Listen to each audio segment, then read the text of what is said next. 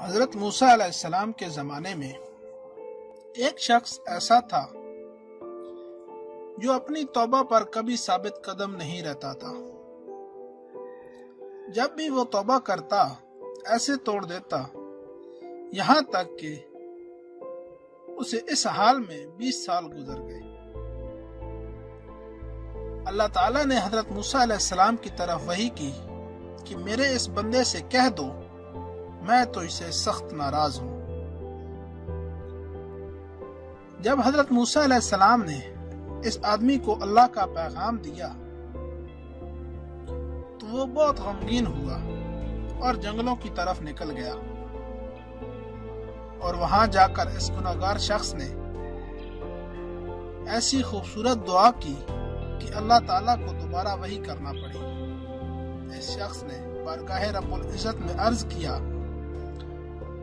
اے رب ذوالجلال، کیا تیری رحمت کم ہو گئی یا میرے گناہوں نے تجھے دکھ دیا؟ تیرے بخشش کے خزانے ختم ہو گئے یا بندوں پر تیری نگاہ کرم نہیں رہی؟ تیرے عفو درگزر سے کون سا گناہ بڑا ہے؟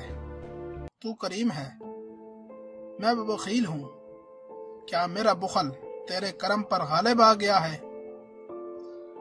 اگر تو نے اپنے بندوں کو اپنی رحمت سے محروم کر دیا تو وہ کس کے دروازے پر جائیں گے؟ اگر تو نے دھتکار دیا تو وہ کہاں جائیں گے؟ اے رب قادر و قہار، اگر تیری بخشش کم ہو گئی اور میرے لیے عذاب ہی رہ گیا ہے تو تمام گناہگاروں کا عذاب مجھے دے دے، میں ان پر اپنی جان قربان کرتا ہوں۔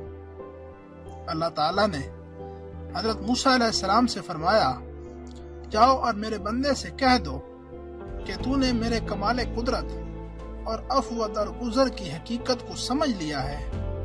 اگر تیرے گناہوں سے زمین بھر جائے تب بھی میں تجھے بخش دوں گا۔ دوستو، امید ہے آج کی ویڈیو آپ کو پسند آئی ہوگی۔ ہمیں ہر وقت اللہ تعالیٰ کی بارگاہ میں توبہ استغفار کرنا چاہیے اور اپنے گناہوں کی معافی مانگنی چاہیے۔ ملتے ہیں ایک نئی ویڈیو میں، تب تک اپنا اور اپنے پیاروں کا ڈھیر سارا خیال رکھیے گا۔ اللہ نگہبان۔